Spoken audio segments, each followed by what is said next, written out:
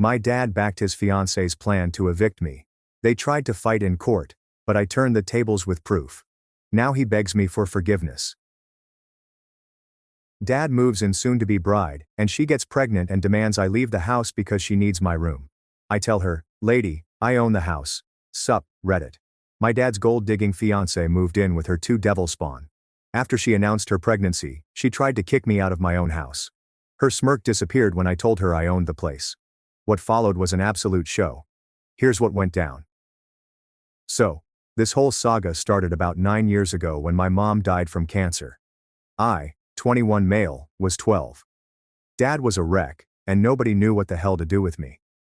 Luckily for everyone involved, my grandparents lived just outside the city on this decent chunk of land with a house that had seen better days, but still had good bones. After Mom passed, it just made sense for me to stay put with the grandparents. Dad would come home on weekends, holidays, whatever. The house itself is solid, 4 bedrooms, a couple of bathrooms, a big kitchen, sitting on about 3 acres of land that backs up to some woods. But here's where Dad started showing his true colors. Even as a kid, I noticed he had this thing about control. Everything had to be done his way, on his timeline, with his approval. He'd show up on weekends and immediately start rearranging things, telling Grandpa how to maintain the property properly, and making decisions about my life without asking anyone. My best friend Elio lived about 10 minutes down the road, so I wasn't completely isolated. Kid's been my ride or die since we were building forts in those backwoods. Here's where it gets interesting though. My mom was an only child. I'm an only child. When Grandma and Grandpa started declining a few years back, guess who's the only name on the will? That's right. Yours truly inherited the whole damn operation when Grandpa died. House, land, Grandpa's beat-to-hell pickup truck that somehow still runs, and a decent chunk of change they'd been sitting on. Dad used Mom's life insurance to renovate parts of the house over the years. But here's the thing. He acted like he was doing me some huge favor, like I should be grateful he was investing in the place. I found out about the inheritance when the lawyer called me after Grandpa's funeral. Dad was standing right there when I took that call. The look on his face when he realized I owned the house we were all living in. Not embarrassment or guilt, more like irritation, like I just complicated his life by existing. Elio was there that day, helping me sort through Grandpa's tools. When Dad walked away after that phone call, Elio just looked at me and said, "So you own the house now? Damn, Thanksgiving is going to be awkward."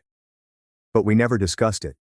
Dad just pretended it never happened and kept acting like he was the man of the house, making all the decisions, controlling everything from what we watched on TV to when I was allowed to have friends over. About 2 years after Mom died, Dad started dating again. Nothing serious at first, just random coffee dates and dinner meetups. Fast forward to about 6 months ago, and he drops this bomb. He's got a serious girlfriend, a 30-year-old preschool teacher named Samantha, who comes with 2 kids under 10 and enough emotional baggage to stock a therapy practice. Samantha's got this whole young professional mom aesthetic going on, drives a white SUV that's always spotless, wears those athleisure outfits, and has opinions about organic food that she'll share whether you ask or not. Her kids, Logan and Chloe, because of course their names sound like a country club membership roster, are these perfectly groomed little sociopaths. The first time Dad brought her to the house, she did this thing where she walked around taking mental notes like, this needs work and that needs replacing. I caught her opening cabinets and checking expiration dates on stuff in the pantry. Your grandmother had such interesting taste, she said, running her finger along the vintage wallpaper. It's so authentic, very lived in.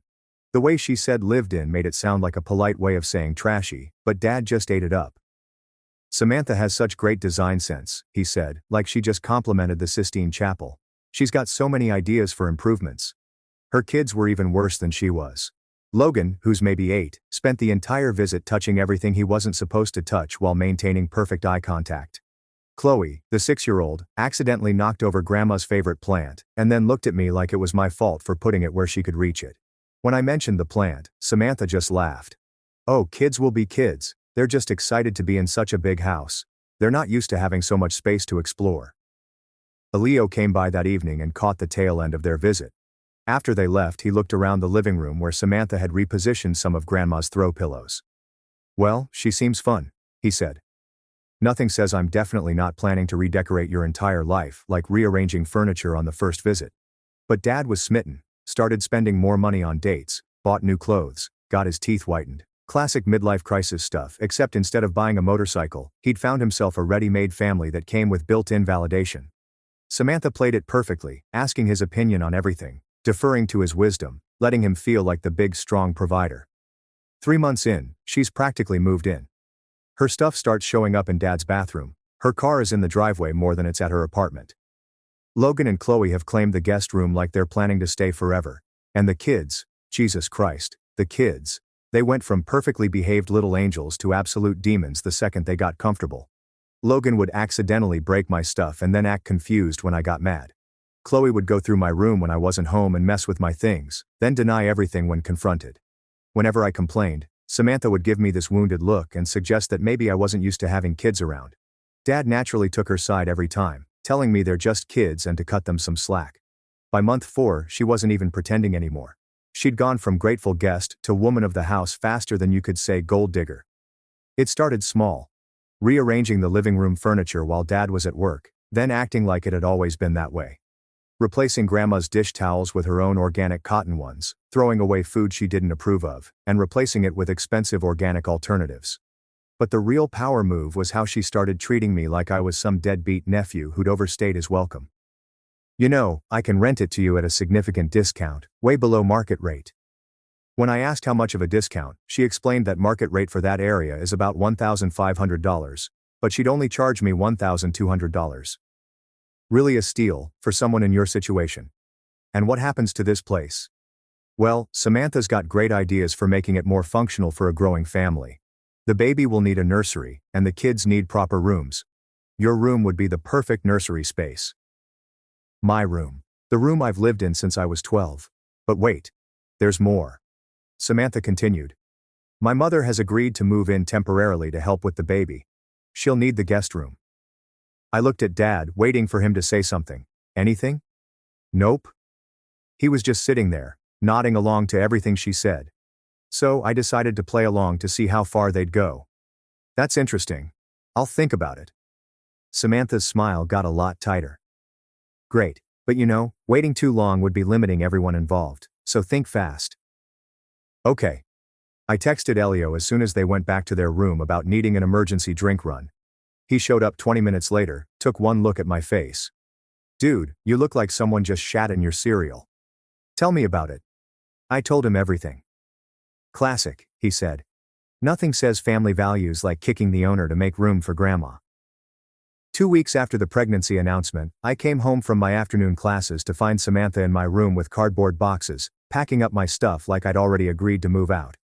Not just standing in the doorway this time, actually in my room, going through my closet, wrapping up my mom's pictures in newspaper and boxing up books like she was preparing for a yard sale.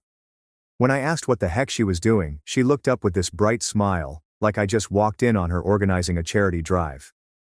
Hi sweetie, I'm just helping you get started with packing.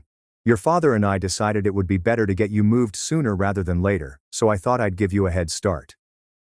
My father and I decided. Nobody asked me what I decided. She kept that sickeningly sweet tone. Well honey, you've had 2 weeks to think about it, and really, what's there to think about? This is obviously the best solution for everyone. She held up one of my mom's framed pictures like she was examining it for flaws. Besides, some of this stuff probably needs to be updated anyway. You can't hold on to childhood things forever. Put that down and get out of my room. Now. Now, she said in that condescending preschool teacher voice. There's no need to be unpleasant. I'm trying to help you transition to adult living. This is exciting. Your own place. Real independence. When I repeated my demand for her to get out, Samantha set down the picture and straightened up. For the first time since I'd met her, the mask completely dropped. Listen, little boy, she said, her voice sharp enough to cut glass. I'm pregnant with your father's child. This house needs to work for a real family, not some overgrown teenager who can't handle the idea of growing up. You can either pack your stuff like an adult, or I can have your father explain to you why this isn't negotiable anymore. This isn't your house, you don't get to pack my stuff. Actually, she said, picking up another box and continuing like I hadn't spoken, your father and I have discussed this extensively. We've already paid the deposit on the apartment, and you're moving out this weekend. The movers come Monday to pick up your things. Movers. They'd hired movers for my stuff without asking me. When I said they couldn't do this, she told me they already did. The lease was signed, the deposit was paid. And frankly, you should be grateful we're handling all the logistics for you. Most parents would make their children figure this out on their own. That's when Dad walked in, and I could tell from his expression that he knew exactly what was happening. This wasn't Samantha going rogue. This was their plan. Dad, what the hell is this? We decided it's better to just rip the band-aid off. You've been dragging your feet on this decision, so we made it for you. You made it for me? Dad used that patronizing tone he'd perfected over the years. Look, this is happening whether you like it or not. You can either be mature about it and work with us, or you can throw a tantrum like a child. But either way, you're moving out this weekend. I looked between them. Dad standing there like he was delivering some tough love life lesson. Samantha smirking behind him like she just won the lottery. And they'd obviously planned this whole thing. When I asked what would happen if I refused, Dad's face went hard. Then they'd pack my stuff for me and put it in storage. I was an adult now, and it was time I started acting like one. This house was for families, not overgrown kids who couldn't handle change. Overgrown kids. My own father called me an overgrown kid for not wanting to be evicted from my own house. Samantha helpfully added that I had until Sunday. The cleaning lady needed time to prepare the room for the nursery furniture delivery. I pulled out my phone and started recording, asking them to say that again about moving me out of my house. Dad's face went red, and he told me to put that away. This is a family discussion, not some social media drama. I kept recording and asked him to clarify. They were evicting me from this house, the house that belongs to me. Samantha snapped that it belonged to this family, and families make decisions together. You don't get to hold everyone hostage because of some paperwork technicality. Paperwork technicality. Property ownership was a paperwork technicality. Dad, whose name is on the deed? Pure awkward silence while Dad realized he'd never actually checked the paperwork from when Grandpa died. When he finally admitted that legally, yes, the house was in my name, but started to say but, I cut him off. There was no but. Legally, this was my house, and he had just told me he was evicting me from my own property. That's when Samantha finally understood what was happening, and her face went through about 6 different emotions before settling on barely controlled panic. That can't be right, she said slowly. You're just a student. This student does. I showed her the phone screen. Inherited it from my grandparents when they died. House, land, everything, all mine. Samantha sat down hard on my bed, still holding one of my boxed up books. But your father, he pays for everything. Utilities. Upkeep. Yeah. On my property. Like a tenant. He renovated this place with my mom's life insurance money to improve my house. The color drained from her face as she realized her entire plan had just imploded. So, when you decided to evict me from my own house and turn my bedroom into your nursery without asking, yeah, that's not going to fly. Dad was quiet for a long moment, and when he finally spoke, his voice had that dangerous edge it got when he was really pissed off. Fine, he said. It's your house. But I was still 21 years old, and I was still his son, and I was still going to do what he told me to do. Actually, no, I wasn't. He said we'd see about that and walked out. Samantha stayed sitting on my bed, staring at the boxes of my stuff she'd been packing like they were evidence of a crime. She said this was insane. I couldn't just, this isn't how families work. You're right, families don't usually steal each other's houses. She looked up at me with pure hatred. You have no idea what you've just done. I am pregnant, and we need the house more than you do. Maybe you should have asked nicely. This isn't over. Good luck with that. I texted Elio immediately about deploying the nuclear option. They tried to pack my stuff without permission. His response came back in seconds, asking how they took the property ownership revelation. About as well as you'd expect, I told him. Dad's having an alpha male meltdown, and Samantha looks like she just watched her master plan burn to the ground. After the attempted forced eviction, I spent the weekend doing research, not homework. The kind of research that would help me figure out exactly how to make these people's lives as miserable as they tried to make mine. Elio came over Saturday morning with coffee and his laptop for what he called war council time. All right, what's the plan? I told him the plan. I was evicting them. Both of them. Even your dad? Especially my dad. He made his choice when he tried to force me out of my own house. Elio grinned. Ruthless. I like it. What do you need? We spent the morning researching tenant rights, eviction procedures, and property law. Turns out when you let people establish residency in your house, which Dad and Samantha had definitely done, getting them out requires proper legal channels. But when you own the property and they're not on any lease, you've got most of the power. Elio found the relevant laws. In this state, you need to give 30 days written notice for month-to-month tenants, but if they're not paying rent and there's no lease agreement, it's considered tenancy at will, and you can terminate it with notice. 30 days notice. But here was the fun part. If they refused to leave after notice, I could file for eviction and have them legally removed. When I asked about damages, like if they'd been living there rent-free, Elio found the beautiful part. I could sue for fair market rent for the entire time they'd been there without a lease, plus any damages to the property. I calculated quickly. Dad had been living there rent-free for 9 years. Samantha and her kids for about 6 months. At market rates for a 4-bedroom house in our area, we were talking about serious money. Dad would owe me about $200,000 in back rent. Samantha would owe about $15,000 just for the time she'd been there. Elio whistled. That's some expensive house playing. Monday morning, I went to the courthouse and filed the paperwork. Tuesday, I went to a lawyer to make sure I was doing everything by the book. Wednesday, I had the eviction notices printed up on official letterhead. Thursday evening, I waited for them both to be home, then called a family meeting in the living room. We need to talk, I said, setting the folder of legal documents on the coffee table. Dad was still in his post-superiority mode. If this is about your attitude problem, I don't want to hear it. You've been acting like a spoiled brat, and it needs to stop. Actually, this is about your housing situation. Samantha was sitting next to him, one hand on her belly like she was protecting the baby from my bad vibes. What about our housing situation? I opened the folder and pulled out the eviction notices.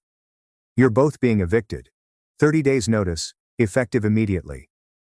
The silence that followed was beautiful. Dad picked up his notice and read it like it was written in Sumerian. What the hell is this? It's an eviction notice. You have 30 days to find alternative housing and vacate the premises. He exploded. You can't do this. I'm your father. You little... Watch me. Samantha screamed. That's illegal. You can't kick out a pregnant woman. Actually, I can. But we don't pay rent, she said, like that was some kind of gotcha. Exactly. They were tenants at will, which meant they had even fewer rights than people with leases. Dad stood up and I could see that vein in his forehead that meant he was about to lose it completely. He called this the most ungrateful, disrespectful thing I'd ever done after everything he'd sacrificed for me.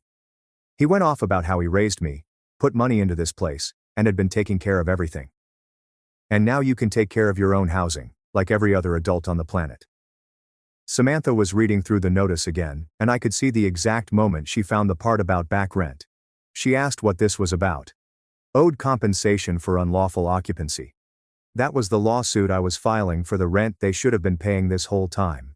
Fair market value for a 4-bedroom house, calculated monthly for the duration of their unauthorized residency. When Dad asked how much, I told him. For you about $200,000. For Samantha and her kids, $15,000 and counting. The color drained from both their faces. Samantha whispered, "You can't be serious." Dead serious. But I wasn't completely heartless. They could avoid the lawsuit by vacating within 30 days and signing an agreement not to pursue any claims against the property. Dad sat back down hard and asked, "About $200,000? That's what it costs to live in a house like this for 9 years. Who knew?" Samantha's voice got shrill, saying this was insane. They were going to be homeless, she was pregnant. Not my problem. You should have thought about that before you tried to steal my house. Dad was quiet for a long time, staring at the eviction notice like it might change if he looked at it hard enough. When he finally asked where they were supposed to go, I suggested anywhere but here. Samantha had that apartment, right? The one she was so eager to rent to me.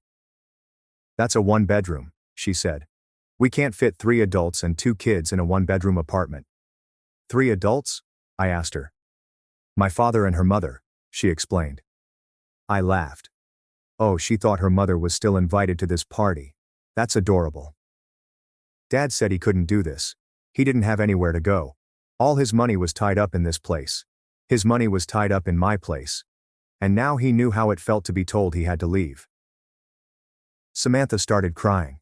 The angry, frustrated sobs of someone whose manipulation tactics weren't working anymore.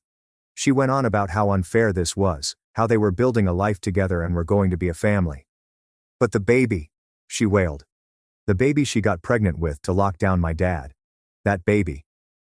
Her crying stopped instantly, and the look she gave me was pure hatred. You don't know what you're talking about. Really? Let me guess. Birth control failure.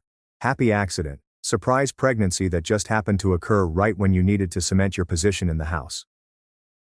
Silence. Ian showed up the next morning with donuts and a shit-eating grin, asking how they took their eviction notices. Like you'd expect, I told him. Lots of crying, threats and disbelief that actions have consequences. Your dad too? He asked. My dad's having an existential crisis about owing me $200,000 in back rent. Beautiful, he said. Justice is a dish best served with legal paperwork. The next month was magnificent to watch. Dad tried everything. Lawyer consultations he couldn't afford to fight, emotional manipulation about being my father and this being our family home, and even attempted bribes about signing the house over to me officially and calling it even. Newsflash, I already owned the house. Signing it over to me would be like giving me my own birthday present.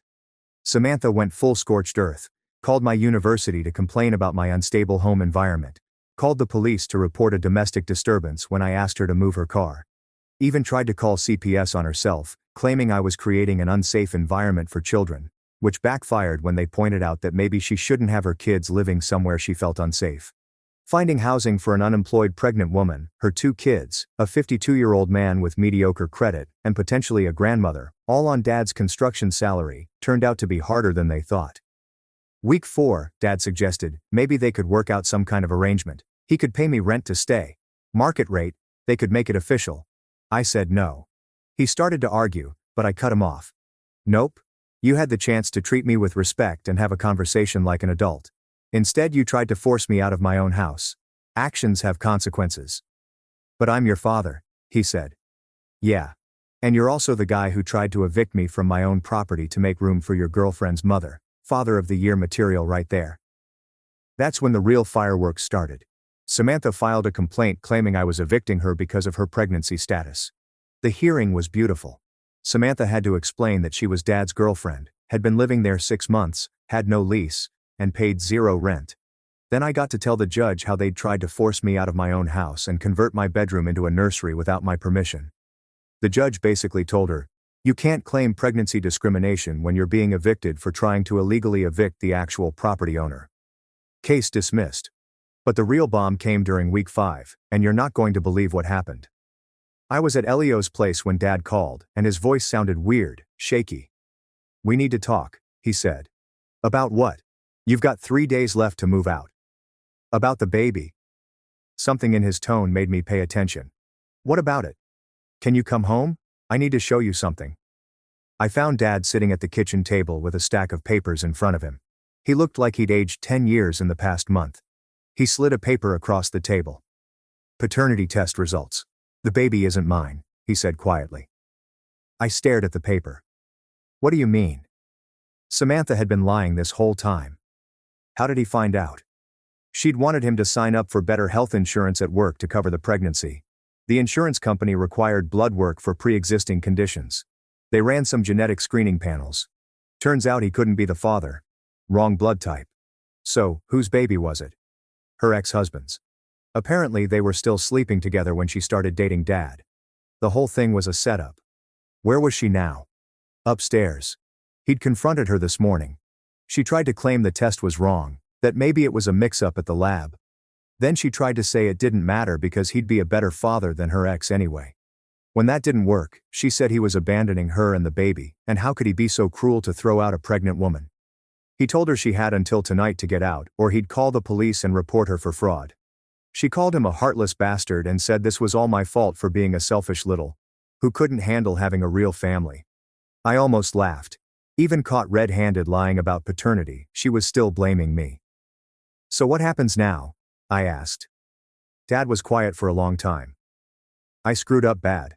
I chose a woman I barely knew over my own son. I tried to kick you out of your own house for someone who was lying to me from day one. Yeah, you did. I know you probably hate me right now, and you have every right to, but I'm hoping maybe we could work something out. I don't have anywhere to go, and I know I don't deserve any help from you, but no. The word hung in the air between us. You made your choice. You chose her over me. You tried to force me out of my own house. You called me ungrateful and disrespectful for not wanting to be homeless. You don't get to come crawling back now that your gold-digging girlfriend turned out to be exactly what everyone except you could see she was. But I'm your father. Yeah. And I'm your son. Didn't stop you from trying to evict me. Dad looked down at the paternity test results and said he knew he messed up. He knew he didn't deserve forgiveness, but he was asking anyway. I told Dad if he really wanted to know what I thought. He nodded. I think you're a 52-year-old man who got manipulated by a 30-year-old con artist because you were thinking with your dick instead of your brain. I think you were so desperate to feel young and needed that you ignored every red flag she threw up. And I think when push came to shove, you chose her over your own son, and now that it's all blown up in your face, you want me to forget that you tried to steal my inheritance and kick me out of my own house. He flinched like I'd slapped him. It wasn't like that, he started to say, but I cut him off. It was exactly like that. You just got caught. Dad was quiet for a long time. So what happens now? He asked. Now you move out, as we agreed. That night, Samantha left. No big scene, no dramatic goodbye. Just packed her stuff and disappeared with her kids. Dad moved out 2 days later, rented a one-bedroom apartment across town, and took only his personal stuff. Left behind all the furniture he'd bought, all the improvements he'd made, everything he'd invested in the house that was never his. Elio came over the day after Dad left, bringing drinks and pizza. He asked, "You'll ever forgive him?" Maybe, but not today. And not because he got caught being an idiot. Fair enough, he said. So, what's the plan now? Finish school, enjoy living in my own house without anyone trying to steal it. Maybe get a dog.